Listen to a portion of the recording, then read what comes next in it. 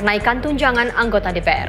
Jumlah juga respon para wakil rakyat justru menuai tanya, apakah sepadan dengan kontribusi yang diberikan?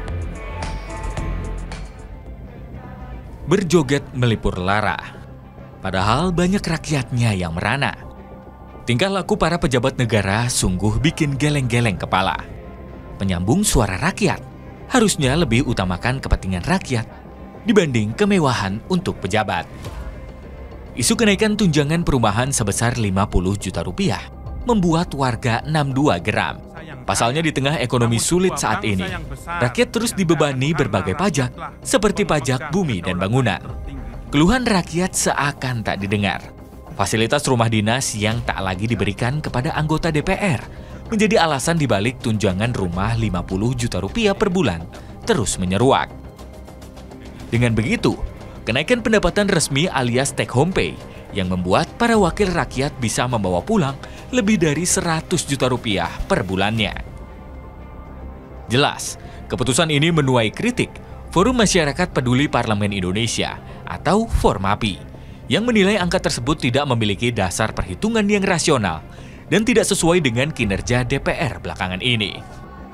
Lagi, 1 dari 42 RUU selama tahun 2025 itu produktivitas yang sangat buruk, kinerja yang sangat buruk dari DPR 2024-2029 ya. Dari gambaran itu saja kita melihat bahwa sisi kinerja DPR ini sungguh memprihatinkan gitu. Dan karena memprihatinkan, lalu jadi tidak masuk akal ketika kinerja seperti itu diapresiasi dengan kenaikan tunjangan. Atau dia tidak tahu malu, tidak punya kesadaran, tidak punya komitmen gitu ya. Kritikan rakyat dijawab oleh anggota DPR dengan pembenaran-pembenaran, dengan rasional. Formapi juga menyoroti kinerja legislasi DPR yang minim. Dari 42 RUU prioritas tahun 2025, baru ada 1 yang disahkan hingga saat ini, yakni revisi Undang-Undang TNI. Menurut Formapi, hal itu membuktikan bahwa besarnya pendapatan tidak otomatis membuat anggota dewan bekerja lebih produktif.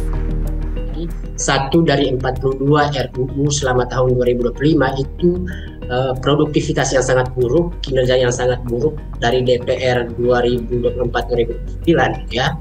Di bidang atau di pelaksanaan fungsi pengawasan, saya kira tidak ada yang luar biasa yang bisa membuat kita lalu merasa berdecak kagum gitu dengan kinerja DPR sekarang ya. Rakyat resah dan bertanya-tanya terkait kenaikan tunjangan rumah 50 juta rupiah per bulan. Ya nggak worth it lah, orang kita aja ibaratnya untuk sejuta aja. Jangankan sejuta ya, untuk kebutuhan sehari-hari aja susah. Kasihan gitu rakyatnya gitu. Lebih diperhatikan lah uang dana yang keluar dari negara, mendingan dibuat rakyat, buat sekolah, bansos segala macam gitu. Kalau kita kan sehari udah kesana kesini dari pagi sampai malam lagi kan kita kerja, kayak badan juga sampai sakit semua. Kalau dia kan cuma duduk-duduk aja dia dapat uang. Transparansi dan akuntabilitas masih jauh dari praktik kelembagaan parlemen. Di saat rakyat dituntut untuk bertahan di tengah tekanan ekonomi, wakil rakyat malah terlihat sibuk mengamankan kepentingan sendiri. Kini pengamanan ketat telah diberlakukan di Komplek Perumahan DPR Kalibata.